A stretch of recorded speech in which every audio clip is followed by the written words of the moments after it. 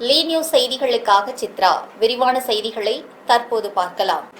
பாஜகவை விட்டு வெளியேறியவர்கள் மீண்டும் கட்சிக்கு திரும்புவதுதான் வரலாறு என்றும், அண்ணாமலையின் புதிய இயக்கத்தால் கட்சிக்கு எந்த வீழ்ச்சியும் இல்லை என்றும் பாஜக மாநில பொதுச் செயலாளர் ராம சீனிவாசன் தெரிவித்துள்ளார். திருச்சியில் பாஜக மாநில தலைவர் நயினார் நாகேந்திரன் தலைமையில் பாஜக மைய கூட்டம் மற்றும் மாவட்ட தலைவர்கள் ஆலோசனைக் கூட்டம் நடைபெற்றது. இக்கூட்டத்திற்கு பிறகு செய்தியாளர்களை சந்தித்த பாஜக மாநில பொதுச் செயலாளர் ராம சீனிவாசன் பல்வேறு முக்கிய கருத்துக்களையும் பகிர்ந்து கொண்டார். அண்ணாமலை புதிய இயக்கம் தொடங்கியது குறித்த கேள்விக்கு பதிலளித்த அவர், அண்ணாமலை கட்சியை விட்டு வெளியேறியது முடிந்து போன விஷயம் என்றும், கல்யாண் சிங், உமா பாரதி போன்ற தலைவர்கள் வெளியேறி மீண்டும் பாஜகவில் இணைந்த வரலாற்றை சுட்டிக்காட்டி, இதனால் தமிழகத்திலோ அல்லது தேசிய அளவிலோ பாஜகவிற்கு எந்தவித பின்னடைவும் இல்லை என்றும் கூறினார். தொடர்ந்து பேசிய அவர், நாடாளுமன்ற தேர்தலில் பாஜகவின் வாக்கு சதவிகிதம் குறையவில்லை என்றும், அண்டை மாநில கட்சிகளுடன் பாஜக நல்ல நட்புறவில் இருப்பதாகவும் தெரிவித்தார். அதேவேளையில் பிரதமர் வேட்பாளராக ராகுல் காந்தியை முன்னிறுத்திய முதலமைச்சர் ஸ்டாலினுக்கு காங்கிரஸ் கட்சி துரோகம் இழைத்துவிட்டதாகவும் குற்றம் சாட்டியதுடன், திமுக கூட்டணி இல்லாமல் இடதுசாரிகளோ விசிகாவோ அல்லது காங்கிரஸோ ஒரு இடத்தில் கூட வெற்றி பெற்றிருக்க முடியாது என்றும் குறிப்பிட்டார். இறுதியாக தமிழக அரசை விமர்சித்த ராம சீனிவாசன், முதலமைச்சருக்கு நிர்வாகத்திறனோ அமைச்சர்களுக்கு அனுபவமோ இல்லை என்றும், சட்டம் ஒழுங்கு சீர்குலைந்து போதை கலாச்சாரம் அதிகரித்து தற்போதைய அரசு தோல்வியை நோக்கி சென்று கொண்டிருப்பதாகவும் தெரிவித்தார். அண்ணாமலை அவர்கள் கட்சியை விட்டு விலகிட்டாரு, அவர் ராஜினாமா தேசிய தலைவரால் ஏற்கப்பட்டுள்ளது என்பது முடிந்து போன விஷயம் தான். அதற்கு இந்த கூட்டத்துக்கும் அதுக்கு சம்பந்தம் இல்லை.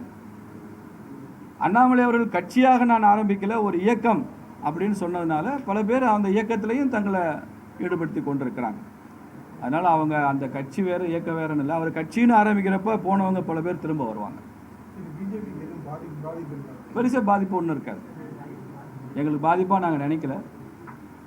தமிழ்நாட்டு அரசியலுக்கு இதனால் பெரிய பாதிப்பு இல்லை. இப்போ உதாரணமாக தமிழ்நாட்டினுடைய ஆட்சி மாற்றம் ஏற்பட்டுரும் இதனால், அல்லது வேறு அகில இந்திய அளவில் ஒரு பெரிய தாக்கம் ஏற்பட்டுரும், அந்த மாதிரியான சூழ்நிலை இன்றைக்கி அரசியல் சூழ்நிலை அப்படி இல்லை.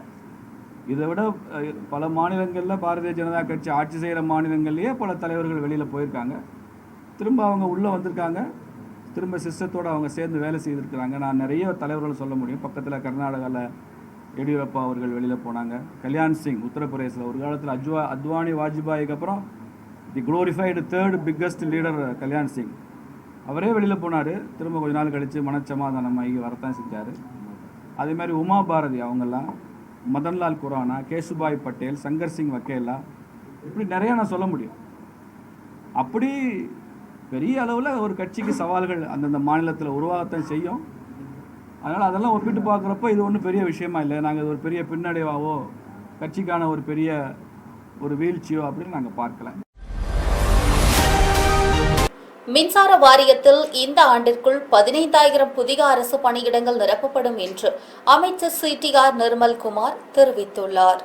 தமிழக மின்சார வாரியத்தில் 15 ஆண்டுகளுக்கு மேலாக பதவி உயர்வு கிடைக்காமல் சட்ட போராட்டம் நடத்தி வந்த 300 உதவி பொறியாளர்களுக்கு செயற்பொறியாளர்களாக பதவி உயர்வு வழங்கப்பட்டுள்ளது. இதற்காக மின்வாரிய பொறியாளர்கள் சங்கம் சார்பில் சென்னை அண்ணா சாலையில் உள்ள மின்வாரிய தலைமை அலுவலகத்தில் பாராட்டு விழா நடைபெற்றது. இதில் கலந்து கொண்ட மின்சாரத்துறை அமைச்சர் CTR நிர்மல்குமார் மற்றும் மின்வாரிய தலைவர் ராதாகிருஷ்ணன் ஆகியோர் பொறியாளர்களுக்கு பாராட்டுக்களை தெரிவித்தனர். தொடர்ந்து செய்தியாளர்களை சந்தித்த அமைச்சர் நிர்மல்குமார், முதலமைச்சர் விஜயின் உத்தரவின் பேரில் ஊழியர்களின் நீண்டகால கோரிக்கைகள் முன்னுரிமை அடிப்படையில் நிறைவேற்றப்பட்டு வருவதாக கூறினார். மேலும் மின்சார வாரியத்தில் உள்ள 70,000 பணியாளர்கள் பற்றாக்குறையை போக்க முதல் கட்டமாக 15,000 புதிய பணியாளர்களை முழுமையான அரசு பணியிடங்களாக இந்த ஆண்டிற்குள் நிரப்ப வரைவு அறிக்கை தயாராகி வருவதாகவும், கேங்மேன் பணியிடங்கள் குறித்து இன்னும் சில வாரங்களில் முறையான அறிவிப்பு வெளியாகும் என்றும் தெரிவித்தார். மேலும் சூரிய சக்தி மற்றும் காற்றாலை மின்சார அனுமதிகளில் இடைத்தரகர்கள் கலாச்சாரத்தை ஒழிக்க புதிய இணையதளம் இன்னும் சில நாட்களில் அறிமுகம் செய்யப்பட உள்ளதாகவும், தமிழகத்தில் தற்போது மின் தட்டுப்பாடு இன்றி உபரி மின்சாரம் மத்திய தொகுப்பிற்கு விற்கப்பட்டு வருவதாகவும் கூறினார். குறைந்தபட்சம் 15,000 பேரையாவது வேலைக்கு எடுக்க வேண்டிய இடத்துல இருக்கும். ஏன்னா நம்ம ஆல்ரெடி 70,000 பேர் ஷார்ட்டேஜில் இருக்கும் இன்றைக்கி இருக்கிற சூழ்நிலையில். ஸோ அதில் முதல் கட்டமாக 15,000 பேராவது எடுக்க வேண்டிய கட்டாயத்தில் இருக்கும். ஸோ அதற்கான ப்ரொப்போசலையும் தயார் செஞ்சிட்ருக்கோம். அதை முதல்வர் பார்த்து சரி பார்த்து அதுக்கப்புறம் முதல்வர் ஒப்புதல் பேரில் அடுத்த கட்டமாக அதையும் கொண்டு போய் நம்ம இந்த வருடம் 15,000 பேரையாவது பணியில் எடுக்கும் வேலைகளை செய்வோம். ஸோ ஒவ்வொரு இடத்துலையும் நம்ம மின்சார வாரியத்தை சீரமைக்கும் பணிகளை எல்லா கட்டத்திலும் செஞ்சுட்டு வரோம். ஸோ எல்லா துறைகளிலும் அதில் இருக்க எல்லா டிபார்ட்மெண்ட்டும் செஞ்சுட்டு வரோம். கண்டிப்பாக ஊழியர்களுக்கு தேவையான அனைத்தையும் அவங்களுக்கு என்னென்ன கிடைக்க வேண்டிய இதெல்லாம் நியாயமாக கிடைக்க வேண்டும். ஸோ அதையும் செய்து கொண்டு வருகிறோம். கண்டிப்பாக வர காலத்தில் அதே மாதிரி செய்வோம். சென்னை தலைமை செயலகத்தில் சிஐடியு மாநில செயலாளர் சவுந்தரராஜன் தமிழ்நாடு முதலமைச்சர் ஜோசப் விஜயை நேரடியாக சந்தித்து தொழிலாளர்களின் கோரிக்கைகள் அடங்கிய மனுக்களை அளித்துள்ளார். சென்னை தலைமை செயலகத்தில் தமிழக முதலமைச்சர் ஜோசப் விஜயை சிஐடியு மாநில செயலாளர் சவுந்தரராஜன் நேரடியாக சந்தித்து பல்வேறு தொழிலாளர் நலன் சார்ந்த கோரிக்கை மனுக்களை அளித்தார். இந்த சந்திப்பிற்கு பிறகு செய்தியாளர்களை சந்தித்த சவுந்தரராஜன், மத்திய அரசின் 4 தொகுப்பு சட்டங்களை தமிழகத்தில் அமல்படுத்தக்கூடாது என்றும், கடந்த திமுக ஆட்சியில் நிராகரிக்கப்பட்ட மனுக்களை மறுபரிசீலனை செய்ய வேண்டும் என்று முதலமைச்சரிடம் வலியுறுத்தப்பட்டுள்ளதாக தெரிவித்தார். பெண் தொழிலாளர்கள் மற்றும் சாம்சங் பிரச்சினை குறித்து பேசிய அவர், ஆயிரக்கணக்கான பெண்கள் பணிபுரியும் பெரிய நிறுவனங்களில் போதிய வசதிகள் இல்லை. பெண் தொழிலாளர்கள் அமர்ந்து பணியாற்ற நாற்காலி வசதி செய்து தரப்பட வேண்டும். மேலும் அண்மை காலமாக பாதிக்கப்பட்டுள்ள சாம்சங் நிறுவன தொழிலாளர்களின் பிரச்சினைகள் குறித்தும், புலம்பெயர் தொழிலாளர்களின் பாதுகாப்பு குறித்தும் முதலமைச்சரின் கவனத்திற்கு கொண்டு செல்லப்பட்டுள்ளது என்றும் தெரிவித்தார். சென்னை ஃபேஷன் ஃப்ரிட்ஜ் சாலையில் ரேஷன் அரிசி ஏற்றி வந்த கனரக லாரியின் பிரேக் பழுதானதால் சிக்னலில் நின்று கொண்டிருந்த வாகனங்கள் மீது அதிவேகமாக மோதியது. இந்த கோர விபத்தில் உயர்நீதிமன்ற பதிவாளர் உட்பட 2 பேர் சம்பவ இடத்திலேயே பரிதாபமாக உயிரிழந்தனர். சென்னை ஃபேஷன் பிரிட்ஜ் சாலையில் ரேஷன் அரிசி ஏற்றி வந்த கனரக லாரி பிரேக் செயலிழந்ததால் கட்டுப்பாட்டை இழந்து சிக்னலில் நின்றிருந்த வாகனங்கள் மீது மோதியது. இந்த கோர விபத்தில் உயர்நீதிமன்ற பதிவாளர் உட்பட 2 பேர் உயிரிழந்தனர். மேலும் சிலர் காயமடைந்து ஸ்டான்லி மருத்துவமனையில் சிகிச்சை பெற்று வருகின்றனர். தகவல் அறிந்து சம்பவ இடத்திற்கு விரைந்த போலீசார் மற்றும் மீட்பு படையினர் மீட்பு பணிகளிலும் ஈடுபட்டனர். உயிரிழந்தவர்களின் உடல்கள் பிரேத பரிசோதனைக்காக அனுப்பி வைக்கப்பட்டுள்ள நிலையில் விபத்திற்கான காரணம் குறித்து போலீசார் தொடர்ந்து விசாரணையும் நடத்தி வருகின்றனர். கோவையில் மேக்கப் ஆர்டிஸ்ட் பெண் ஒருவரின் 1 லட்சம் மதிப்புள்ள மேக்கப் பொருட்கள் அடங்கிய பை மாயமானதாக புகார் எழுந்துள்ளது. இது தொடர்பாக நடவடிக்கை எடுக்க தாமதம் ஏற்பட்டதாக குற்றம் சாட்டிய அந்த பெண் தனியார் பேருந்து அலுவலகம் முன்பு தர்ணா போராட்டத்தில் ஈடுபட்ட சம்பவம் பரபரப்பை ஏற்படுத்தியுள்ளது. கோவையைச் சேர்ந்த மேக்கப் ஆர்டிஸ்ட் கபப்ரியா கடந்த மாதம் 30ஆம் தேதி தென்காசி செல்வதற்காக காந்திபுரத்தில் உள்ள தனியார் பேருந்தில் பயணம் செய்துள்ளார். பயணத்தின் போது ஒட்டன்சத்திரம் அருகே பேருந்து பழுதாகியதால் மற்றொரு பேருந்தில் மாற்றி அனுப்பப்பட்டதாகவும் கூறப்படுகிறது. அப்போது சுமார் 1 லட்சம் மதிப்புள்ள மேக்கப் பொருட்கள் அடங்கிய அவரது பை காணாமல் போனதாகவும் தெரிவிக்கப்பட்டுள்ளது. இதுகுறித்து பேருந்து ஊழியர்களிடம் கேட்டபோதும் உரிய பதில் கிடைக்கவில்லை என்றும் கூறப்படுகிறது. மேலும் மாற்று பேருந்தை மதுரை அருகே திருமங்கலத்தில் இறக்கிவிட்டதால் வேறு பேருந்தில் சொந்த செலவில் தென்காசி சென்றதாகவும் அவர் தெரிவித்துள்ளார். பின்னர் கோவை திரும்பிய கவிப்ரியா காட்டூர் C2 காவல் நிலையத்தில் புகார் அளித்தும் நடவடிக்கை தாமதமானதாக குற்றம் சாட்டினார். இதனையடுத்து காணாமல் போன தனது மேக்கப் பொருட்கள் அடங்கிய பை கிடைக்கும் வரை அங்கிருந்து நகர மாட்டேன் என்று அறிவித்து கோவை காந்திபுரத்தில் உள்ள தனியார் பேருந்து அலுவலகம் முன்பு அமர்ந்து தர்ணா போராட்டத்தில் ஈடுபட்டார். இந்த சம்பவம் அப்பகுதியில் பரபரப்பினை ஏற்படுத்தியது. என்னோட பேர் கவிப்ரியா. நான் 30th அன்னைக்கு மே 30th அன்னைக்கு இங்கே நம்ம எஸ்பிஎஸ் டிராவல்ஸ் புக் பண்ணி தென்காசிக்காக புக் பண்ணியிருந்தேன். புக் பண்ணி இங்கேருந்து அங்கே போகும்போதே பஸ் ஏசி பஸ்ஸு 1200 டிக்கெட்டுன்னு சொல்லி எங்களை ஏற்றுனாங்க. உள்ளே ஏற்றும் போதே பார்த்தா ஏசி அன்கண்டிஷனில் தான் இருக்குது, ஒர்க்கே ஆகலை. ஹெட்லைட்டே இல்லாத ஒரு பஸ்ஸு, காத்தோட்ட வசதி எதுவுமே இல்லாதனால எங்களுக்கு பின்னாடி உள்ள ஜன்னல் பகுதியில் உள்ள அந்த பேக் டோரை ஓப்பன் பண்ணி வச்சு தான் வண்டி ஓட்டி கொண்டு போனாங்க. போகிற வழியிலேயே பொள்ளாச்சியிலே பாதியிலே பிரேக் டவுன் ஆயிடுச்சு பஸ்ஸு. திருப்பி அங்கே ஒரு 1 hour நிப்பாட்டி போட்டுட்டாங்க. நிப்பாட்டினலேருந்து திருப்பி ஒட்டஞ்சத்திரம் வரைக்கும் பஸ் ஒரு 40 ஸ்பீடில் தான் போனாங்க. அங்கே போய் திருப்பியும் பஸ்ஸை நிப்பாட்டி போட்டுட்டு இதுக்கப்புறம் உங்களோட பஸ் எங்கேயுமே மூவ் ஆகாது, வேற பஸ் பார்த்து போய்க்கோங்கன்னு சொல்லிட்டாங்க. திருச்செந்தூருக்கு SPS டிராவல்ஸ் ஒன்று வந்துச்சு, திருப்பி அதில் எங்களை ஏற சொன்னாங்க. ஏறும்போது என்னோட ட்ராலி 1 lakh மதிப்பிலான பொருள் உள்ள இருக்கு. நான் ஒரு மேக்கப் ஆர்டிஸ்ட், 1 லட்ச ரூபாய்க்குள்ள பொருள் உள்ள இருக்குது. என்னோட பொருளை கொடுங்கன்னு சொல்லி கேட்டா 2 ட்ராலியில ஒரே ஒரு ட்ராலி தான் இருக்குன்னு சொல்றாங்க. அதுக்கான பதில் என்னன்னு கேட்கும்போது எனக்கு எந்த பதிலுமே எனக்கு கொடுக்கல. எனக்கு ட்ராலி கொடுங்கன்னு அப்பதான் இங்க இருந்து போவேன்னு சொன்னதுக்கு இன்னொரு SPS டிராவல்ஸ் அப்படியே மூவ் ஆகுது. என் கூட வந்த பேசஞ்சர் இறங்கி ஒரு 2 லேடிஸ் தனியா விட்டுட்டு போறீங்க, அதுக்கு என்ன பதில்னு கேட்டதுக்கு அவங்க ட்ராலி கேட்காங்க. நான் என்ன பதில் சொல்ல முடியும்னு சொல்லி கேட்டு என்னைய விட்டுட்டு பஸ்ஸை மூவ் பண்றாங்க. இப்போ என்னோட 1 லட்ச ரூபா பொருள் உள்ள அந்த ட்ராலி எனக்கு கண்டிப்பா வேணும். இதை வச்சுதான் நான் பொழப்பே நடத்திக்கிட்டு இருக்கேன். என் ட்ராலி இல்லைன்னா நான் இங்க இருந்து எங்கேயுமே நான் நவல மாட்டேன். கிட்டத்தட்ட 1 வாரமா 30ஆம் தேதியில இருந்து 1 வாரமா என்ன அலக்கழிக்கிறாங்க. ஒழுங்கான போன் கால்ஸ் எனக்கு ரெஸ்பான்ஸ் எதுவுமே பண்ணவே இல்லை. சென்னையில இருந்து நான் திருப்பி இதுக்காக டிக்கெட் புக் பண்ணி 3 நாளா அலையிறேன். போலீஸ் ஸ்டேஷனுக்கு ஏறி இறங்கியிருக்கேன். அவங்களும் எனக்கு எந்த விதமான ரெஸ்பான்ஸ் கொடுக்கல. CSR காப்பி தாரன்னு சொல்லிட்டு 2 நாளா என்னை அலக்கழிச்சிருக்காங்க. இங்க உள்ள மேனேஜரு என்னை ஒரு பொருட்டே படுத்தல, முறைகேடான பதில். என்னையும் ஹஸ்பண்டையும் ரொம்ப கேவலமா தரக்குறைவா பேசி வெளியே போங்கன்னு சொல்லி தான் அனுப்புனாங்க. இதுக்கான காணொலி பதிவு கூட என் போன்ல இருக்குது. அந்த பஸ்ஸுக்குள்ள எப்படி இருந்துச்சு, அது வெளி தோற்றம் எப்படி இருந்துச்சு, இது எல்லாமே என்கிட்ட இருக்குது. இதுக்கு எனக்கு ஒரு முடிவு கிடைக்கிற வரைக்கும் நான் அந்த இடத்த விட்டு நவல மாட்டேங்க. திருச்சியில் போதை ஊசி பயன்படுத்தியதாக கூறப்படும் இளம் பெண் உயிரிழந்த சம்பவம் பெரும் பரபரப்பினை ஏற்படுத்தியுள்ளது. திருச்சி ரயில்வே ஜங்ஷன் அருகே உள்ள தனியார் லாட்ஜில் தங்கியிருந்த 18 வயது இளம்பெண் யாஸ்மின் தனது நண்பர்களான சதாம் ஹுசேன் மற்றும் ஷேக் அப்துல்லாவுடன் சேர்ந்து போதை ஊசி மற்றும் போதை மாத்திரைகளை பயன்படுத்தியதாகவும் கூறப்படுகிறது.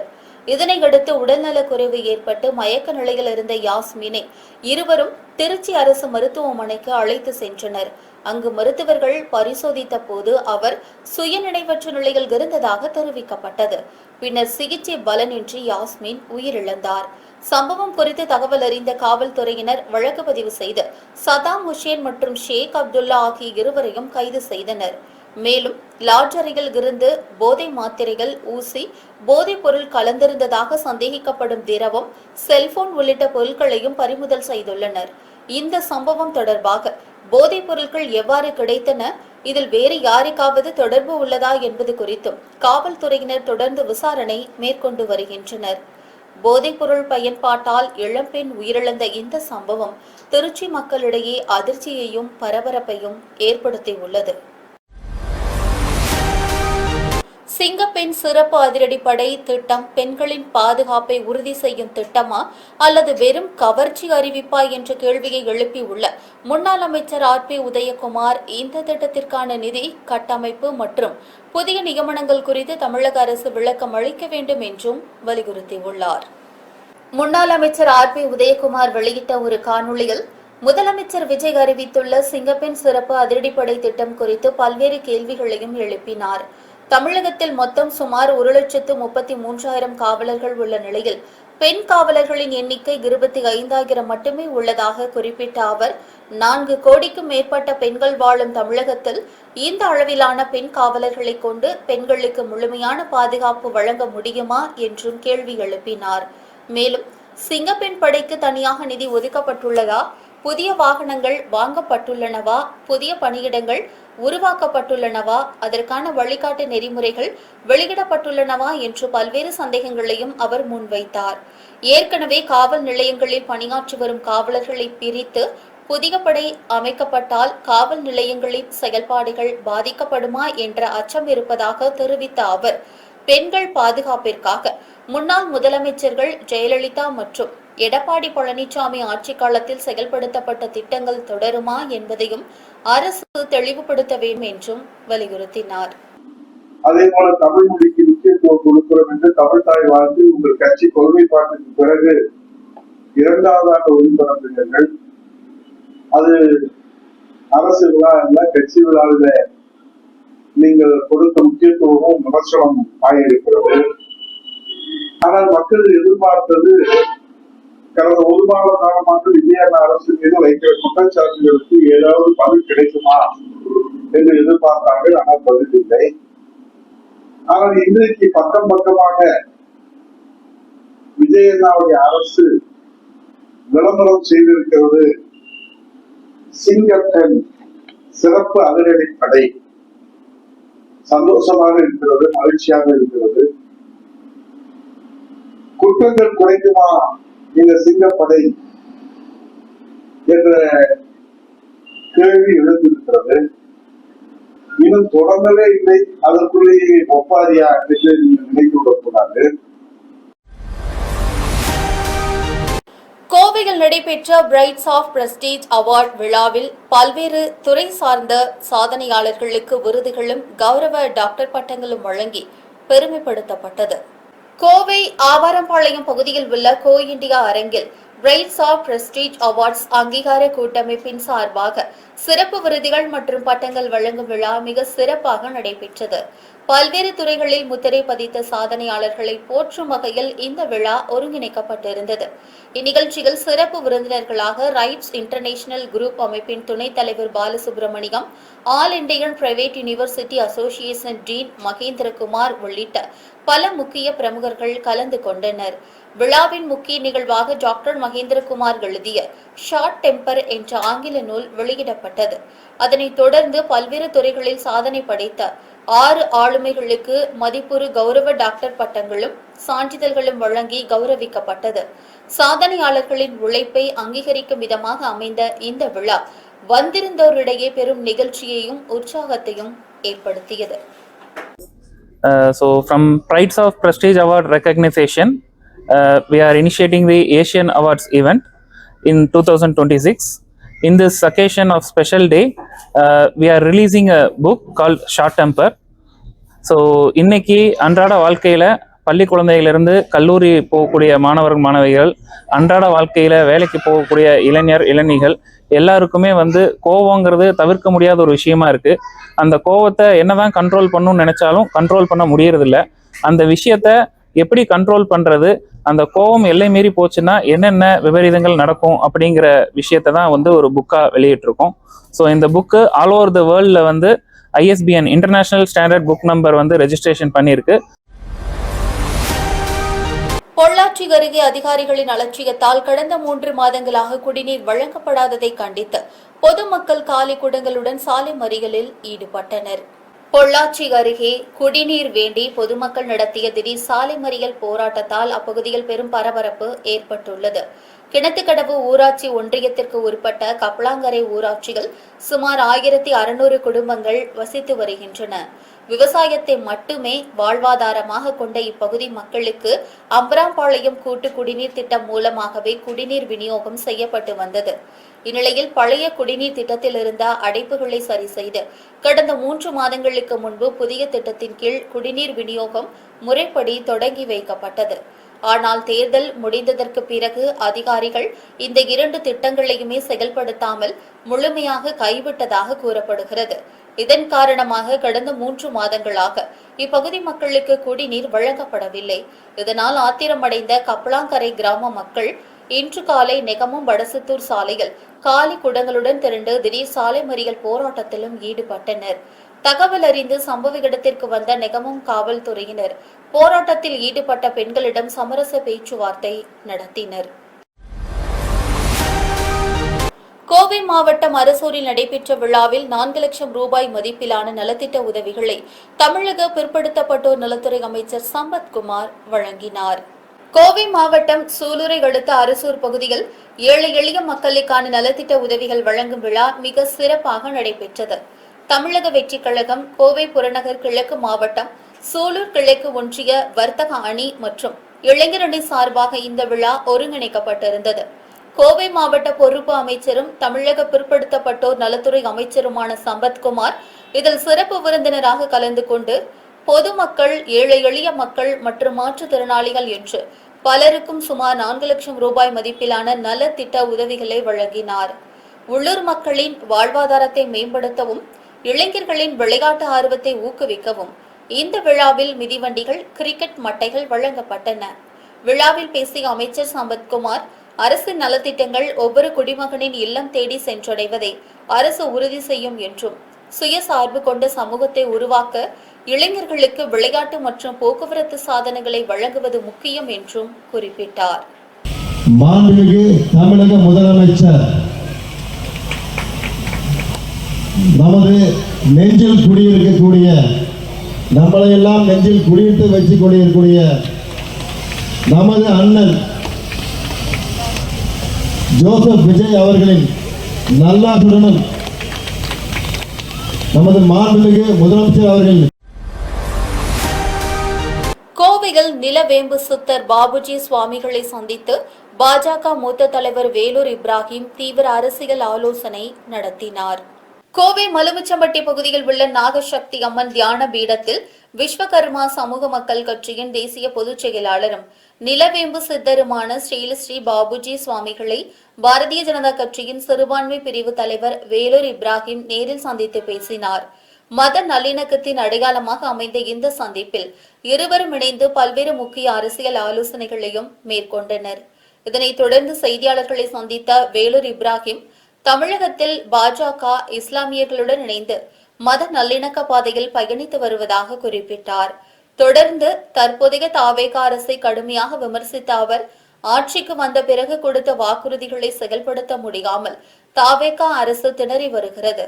விவசாயிகளுக்கு உரிய இழப்பீடு வழங்கப்படும் என்று கூறிவிட்டு தற்போது வெறும் 5000 ரூபாய் மட்டுமே இழப்பீடாக அறிவித்திருப்பது பொதுமக்கள் மற்றும் விவசாயிகளிடையே பெரும் கொந்தளிப்பை ஏற்படுத்தி உள்ளது என்றும் சாடினார்.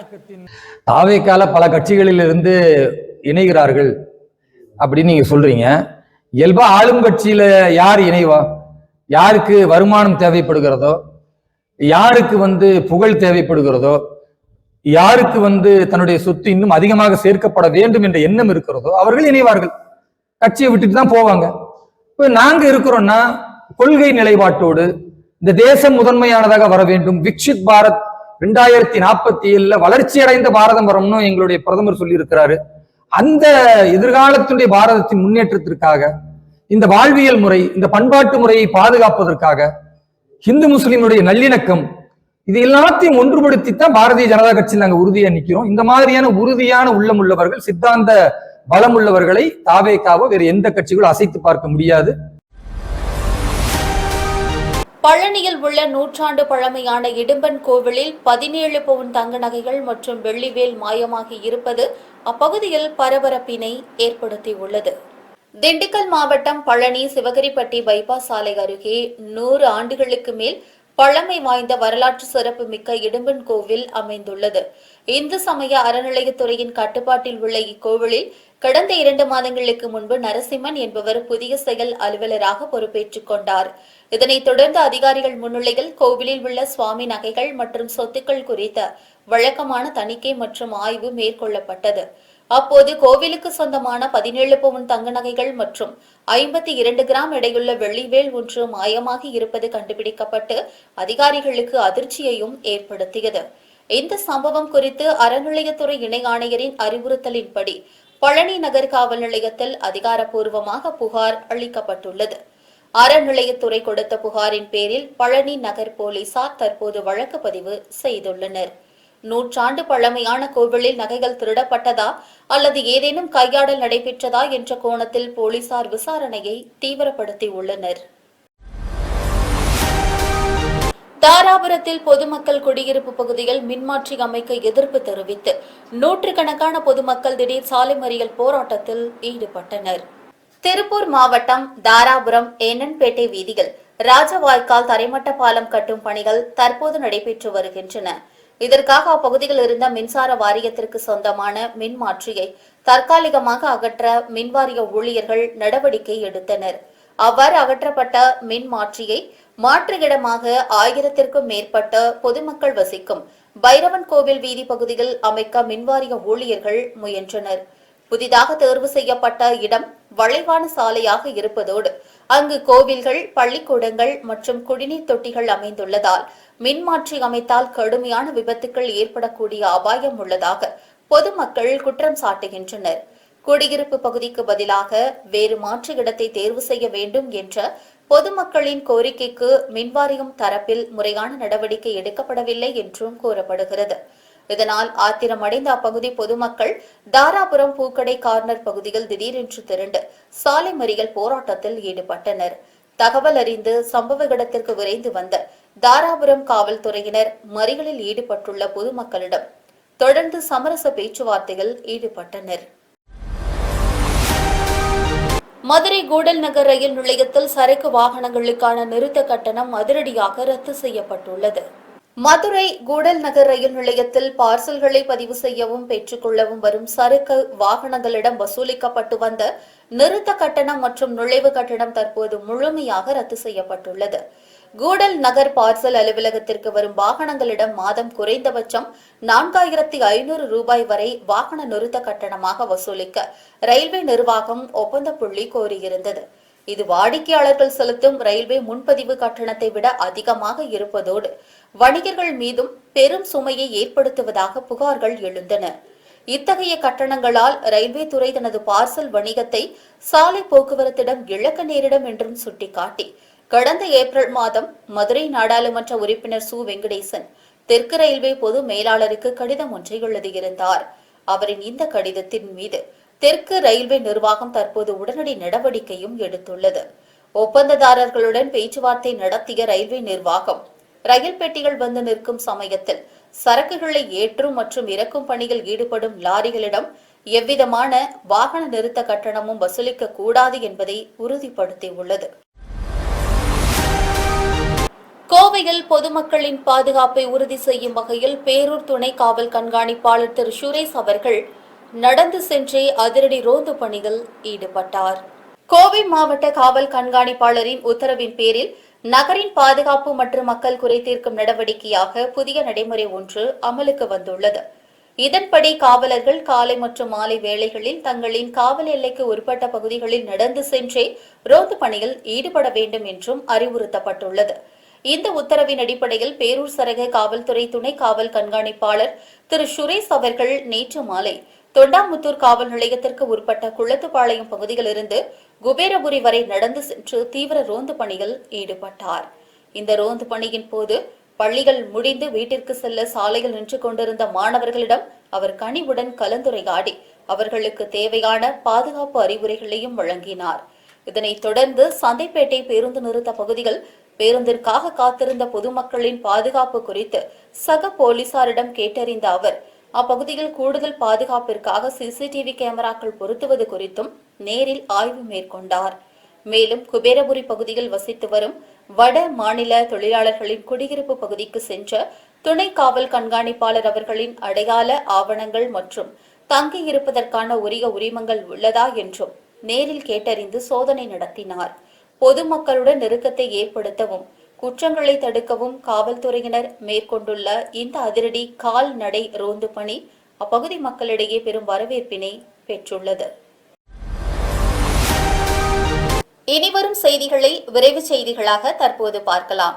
திண்டுக்கல் மாவட்டம் கொடைரோடு அருகே பெண் துப்புரவு பணியாளர் மற்றும் அவரது அண்ணனை தாக்கி ஊரை விட்டு ஒதுக்கி வைப்பதாக மிரட்டிய தேமுதிக நிர்வாகி உள்ளிட்ட 8 பேர் மீது நடவடிக்கை எடுக்க கோரி திண்டுக்கல் ஆட்சியர் அலுவலகம் முன்பு பாதிக்கப்பட்ட குடும்பத்தினர் திடீர் தர்ணா போராட்டத்தில் ஈடுபட்டதால் பெரும் பரபரப்பு ஏற்பட்டது.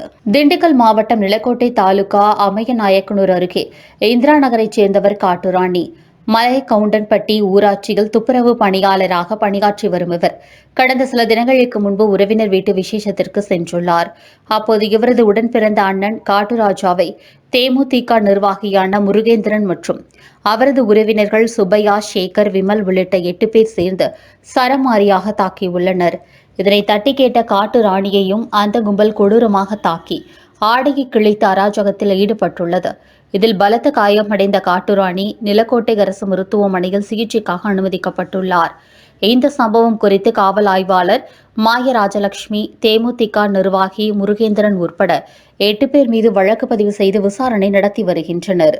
இந்நிலையில் தங்கள் மீது போலீசில் புகார் அளித்ததால் ஆத்திரமடைந்த அந்த 8 பேர் கொண்ட கும்பல் காட்டுராஜாவின் குடும்பத்தினரை ஊரை விட்டு ஒதுக்கி வைத்துவிட்டதாக கூறி ஊரை காலி செய்ய சொல்லி மிரட்டியதாக கூறப்படுகிறது. மேலும் இரவு நேரங்களில் அவர்கள் வீட்டின் மீது கற்களை வீசி தொடர்ந்து அச்சுறுத்தி வந்துள்ளனர். இதனால் அதிர்ச்சியும் அச்சமும் அடைந்த பாதிக்கப்பட்ட குடும்பத்தினர் திண்டுக்கல் மாவட்ட ஆட்சியர் அலுவலகத்தில் நடைபெற்ற குறைதீர்க்கும் முகாமில் மனு அளிக்க வந்தனர். அப்போது தங்களுக்கு பாதுகாப்பு வழங்க கோரியும் குற்றவாளிகளை கைது செய்ய கோரியும் ஆட்சியர் அலுவலகம் முன்பு திடீரென்று தர்ணா போராட்டத்தில் ஈடுபட்டனர். இதனைத் தொடர்ந்து அங்கிருந்த போலீசார் பாதிக்கப்பட்டவர்களிடம் பேச்சுவார்த்தை நடத்தி உரிய நடவடிக்கை எடுப்பதாக உறுதியளித்ததைத் தொடர்ந்து போராட்டம் கைவிடப்பட்டது.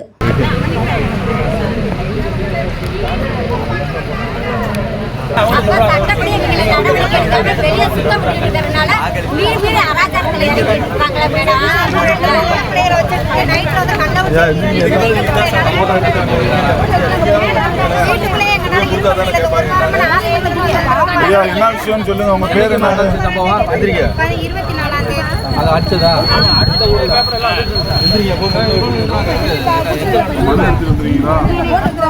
மனு வச்சிருக்கீங்களா?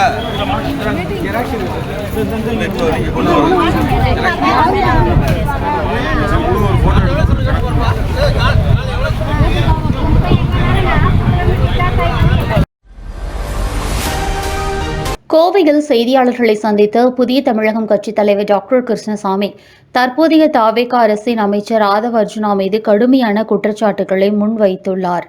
அமைச்சர் ஆதவ் அர்ஜுனாவின் மனைவி மற்றும் அவரது மாமியார் தொடர்பாக வெளியாகியுள்ள சர்வதேச போதைப்பொருள் கடத்தல் கும்பல் குறித்த தகவல்கள் மிகுந்த கவலை அளிப்பதாக அவர் குறிப்பிட்டுள்ளார். அமலாக்கத்துறை அறிக்கையின்படி ஜான் பிரிட்டோ என்பவர் பல ஆண்டுகளாக போதைப்பொருள் கடத்தலில் ஈடுபட்டு வந்ததும் ஹவாலா முறையில் பண பரிவர்த்தனைகள் மேற்கொண்டதும் தெரிய வந்துள்ளதாக கூறினார். மேலும் ஜான் கென்னடி, ஜான் பிரிட்டோ, சட்டமன்ற உறுப்பினர் லிமா ரோஸ் மற்றும் அமைச்சர் ஆதவ் அர்ஜுனாவின் மனைவி உள்ளிட்டோர் மீது கேரளாவில் வழக்குகள் பதிவு செய்யப்பட்டுள்ள ஆவணங்களையும் அவர் சுட்டிக்காட்டினார். இந்த ஜான் பிரிட்டோ என்பவர்,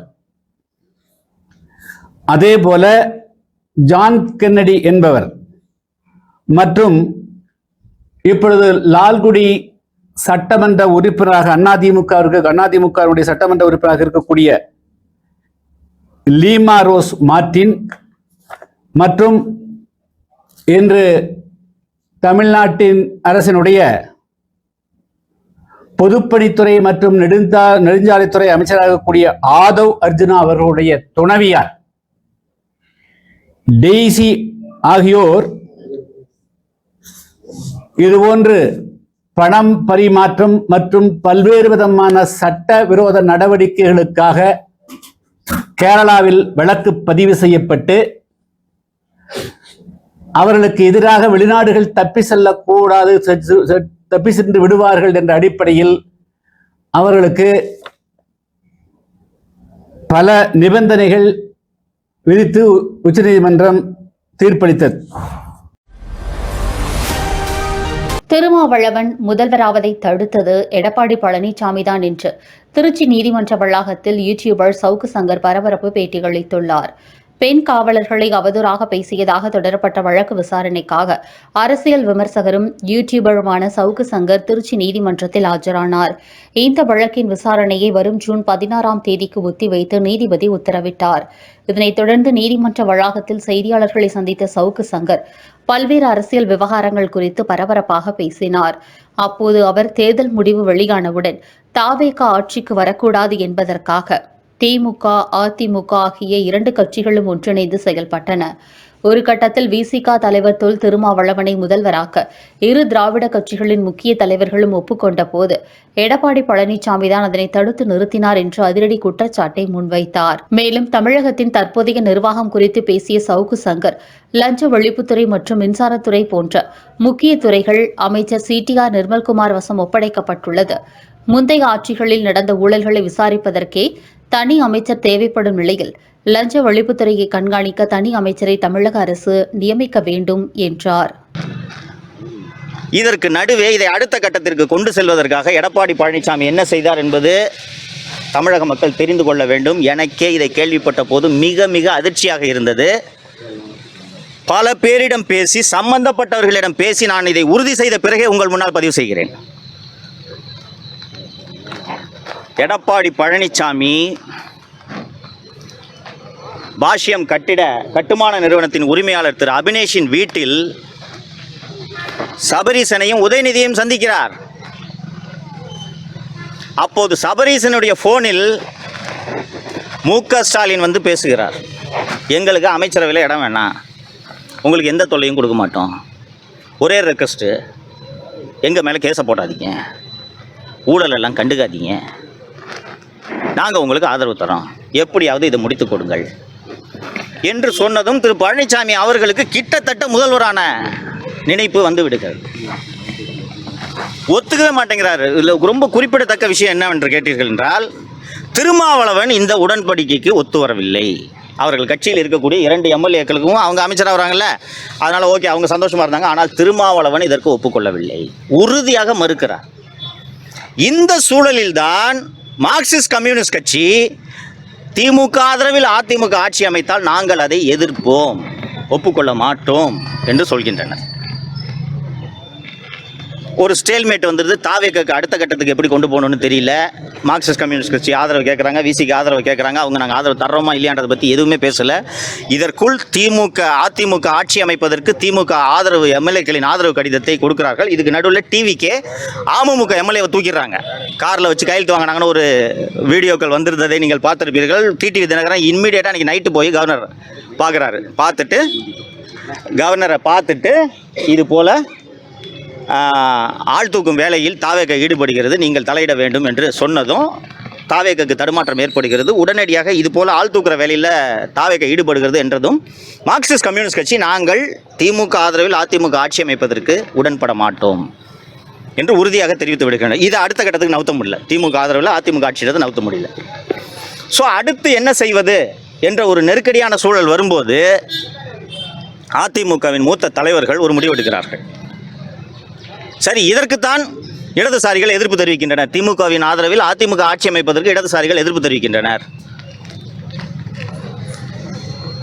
தொல் திருமாவளவனை முதல்வராக்கலாம் என்று சொன்னால் தமிழகத்தின் முதல் தலித் முதலமைச்சர் என்பதற்கு யாரிடமிருந்தும் எதிர்ப்பு வராது. அப்போது சுயநலத்துக்காக கூட்டணி அமைத்து ஆட்சி அமைத்தார்கள் என்ற அவப்பெயரிலிருந்தும் தப்பிக்கலாம் என்று சொல்லும்போது அதிமுகவிலிருந்தே எதிர்ப்பு குரல் கிளம்புகிறது. திருமாவளவனை முதல்வராக்கிட்டு நான் எப்படி என் தொகுதிக்கு போகிறது என்று சில எம்எல்ஏக்கள் எதிர்ப்பு தெரிவிக்கிறார்கள். ஏன்னா விழுப்புரம் மாவட்டம், கள்ளக்குறிச்சி மாவட்டத்தில் தான் அதிமுக சில எம்எல்ஏக்களை ஜெயிச்சிருக்கு. அவங்க எதிர்ப்பு தெரிவிக்கிறாங்க, நாங்கள் எப்படிங்க போகிறது என்று. அவர்களை பேசி சமாதானம் செய்து பாட்டாளி மக்கள் கட்சியின் ஆதரவையும் கோருவோம் என்று அதிமுகவின் ஒரு மூத்த தலைவர் அன்புமணியிடம் பேசுகிறார். அன்புமணிக்கிட்ட பேசின உடனே அன்புமணி என்ன சொல்கிறார், ஏங்க அவங்க சிஎம் ஆக்கிட்டு நாங்கள் எப்படிங்க கட்சி நடத்த, அதெல்லாம் முடியாது, வேணா அவங்க 2.5 வருஷம் நாங்கள் 2.5 வருஷம் என்று ஒரு ப்ரொப்போசலை அன்புமணி சொன்னோன்னே இது சரியாக வராதுங்க என்று இணைப்பு துண்டிக்கப்படுகிறது. திருப்பரங்குன்றம் தீப வழக்கின் மனுதாரர்களில் ஒருவரும் வழக்கறிஞருமான வாஞ்சிநாதன் மதுரையில் செய்தியாளர்களை சந்தித்து பரபரப்பு பேட்டியளித்தார். அப்போது திருப்பரங்குன்றம் விவகாரத்தில் பழைய நிலையே நீடிக்கும் என்று சட்ட அமைச்சர் CTR நிர்மல்குமார் கூறியிருப்பதை அவர் கடுமையாக விமர்சித்தார். கடந்த ஆண்டு அக்டோபர் மாதம் 3 நீதிபதிகள் அமர்வு தர்காவில் ஆடு கோழி பலியிடக்கூடாது என்று தீர்ப்பளித்தது.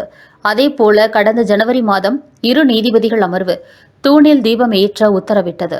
இந்த தீர்ப்புகளுக்கு எதிராக தமிழக அரசு இதுவரை எந்த மேல்முறையீடும் செய்யாத நிலையில் அமைச்சர் எவ்வாறு பழைய நிலை நீடிக்கும் என்று கூறுகிறார்?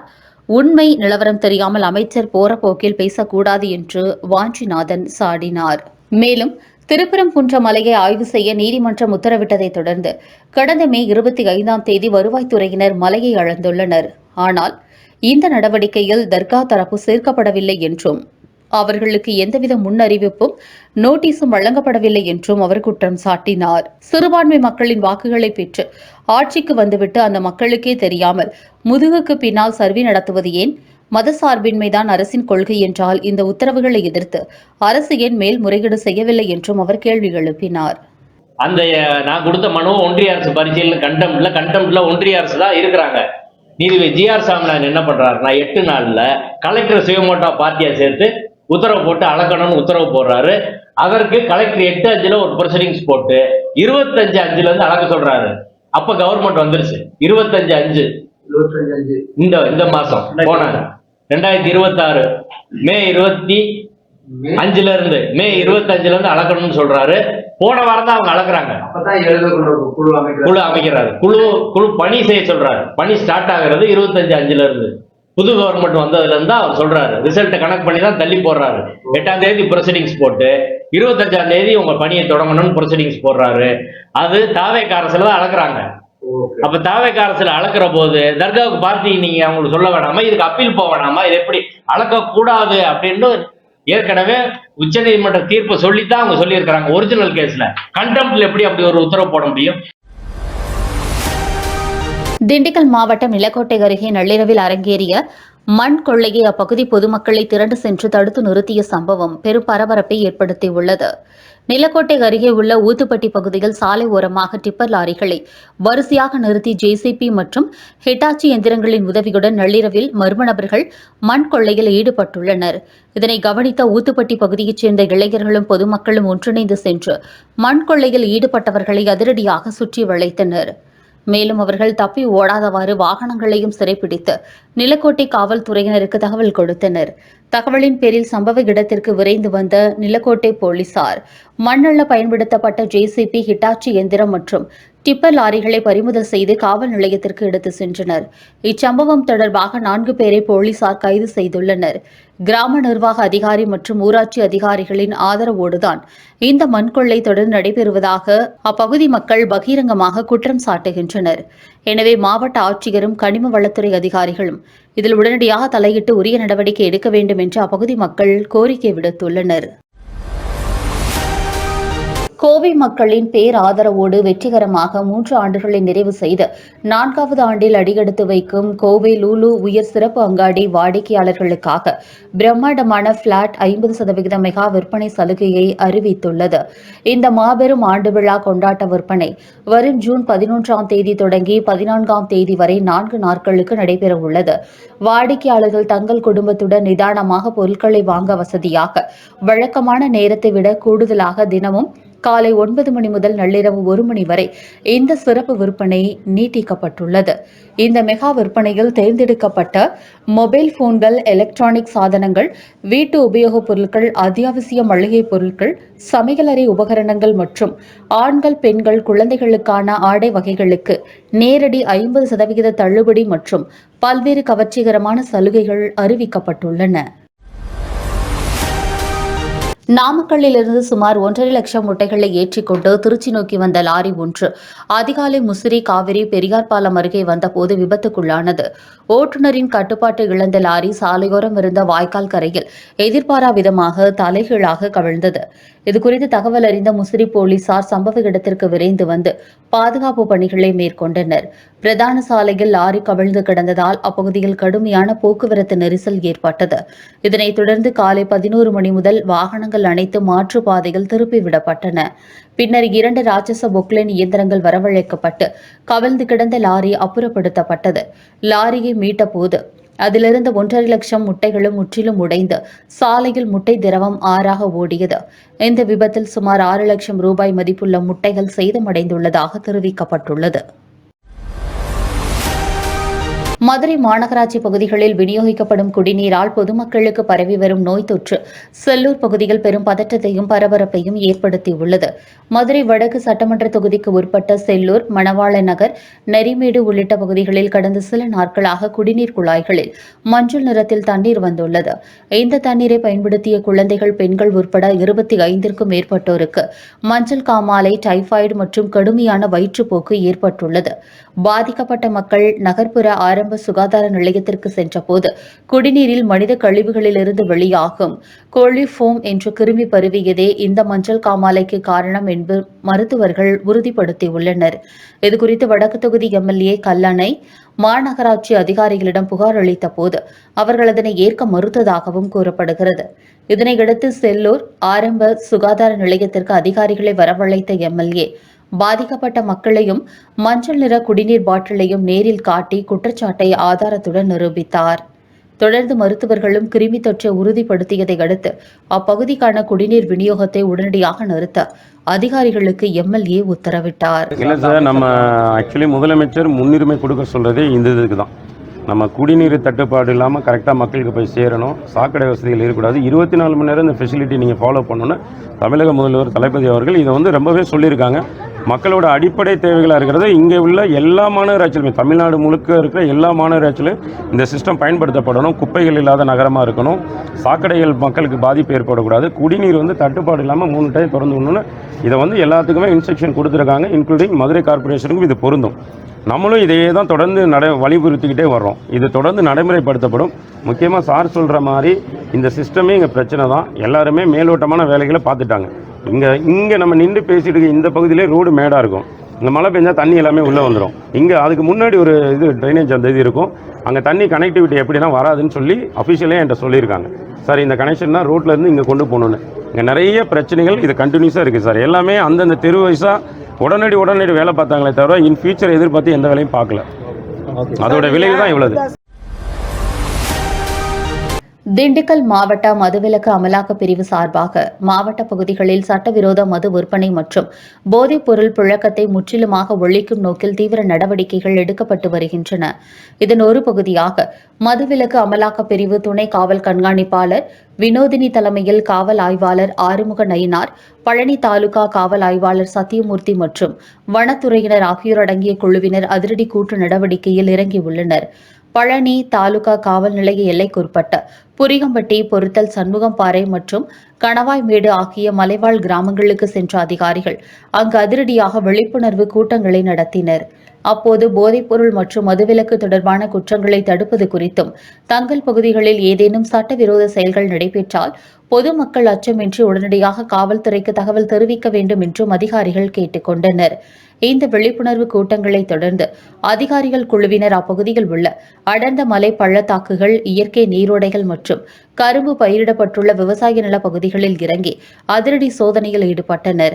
மலைப்பகுதிகளில் ரகசியமாக கள்ளச்சாராய ஊரல்கள் போடப்பட்டுள்ளதா அல்லது கஞ்சா செடிகள் ஏதேனும் வளர்க்கப்படுகிறதா என்பதை கண்டறிய இந்த தீவிர தேடுதல் வேட்டை நடத்தப்பட்டது. கோவை உப்பிலிப்பாளையம் பகுதியில் உள்ள பத்திரிகையாளர் மன்றத்தில் கோயம்புத்தூர் தங்கநகை உற்பத்தியாளர் சங்கத்தினர் செய்தியாளர்களை சந்தித்தனர். அப்போது தங்கத்தின் விலை உயர்வால் நகை உற்பத்தியாளர்கள் எதிர்கொள்ளும் வாழ்வாதார பிரச்சினைகள் மற்றும் அரசிற்கு அவர்கள் அளிக்கும் பரிந்துரைகள் குறித்த ஒருங்கிணைந்த முக்கிய அறிக்கை ஒன்றை வெளியிட்டனர். இதுகுறித்து செய்தியாளர்களிடம் பேசிய பட்டய கணக்காளர் நாகராஜ், சூரி நாராயண் மற்றும் முத்து வெங்கட் ஆகியோர் கடந்த சில நிதி ஆண்டுகளில் சர்வதேச மற்றும் உள்நாட்டு சந்தையில் தங்கத்தின் விலை மிக கடுமையாக உயர்ந்து வருவதை சுட்டிக்காட்டினர். குறிப்பாக கடந்த 3 ஆண்டுகளில் மட்டும் தங்கத்தின் விலை 146% அதிகமாக உயர்ந்துள்ளது என்றும், நடப்பு 2026 நிதியாண்டு இறுதியில் அதிகப்படியாக 64.56% வருடாந்திர விலை உயர்வும் பதிவாகியுள்ளதாக தெரிவித்தனர். தங்கத்தின் இந்த எதிர்பாராத விலை உயர்வு நீண்ட கால முதலீட்டாளர்களுக்கு சாதகமாக இருந்தாலும் நகை உற்பத்தி துறையில் உள்ள நுண், சிறு மற்றும் நடுத்தர நிறுவனங்களிடையே கடுமையான செயல்பாட்டு மூலதன நெருக்கடியையும் தொழில் ரீதியிலான ஆபத்துகளையும் ஏற்படுத்தி வருவதாக அவர்கள் கவலை தெரிவித்தனர். கோவை பொள்ளாச்சி பிரதான சாலையில் உள்ள மலுமிச்சம்பட்டி 4 ரோடு சிக்னல் பகுதியில் கடந்த சில நாட்களாக வடமாநிலத்தைச் சேர்ந்த சில ஆண்களும் பெண்களும் தங்களது கைகளில் சில மாதங்களை ஆன பச்சிளம் குழந்தைகளை தூக்கிக் கொண்டு கடும் வெயிலில் பிச்சை எடுத்து வந்துள்ளனர்.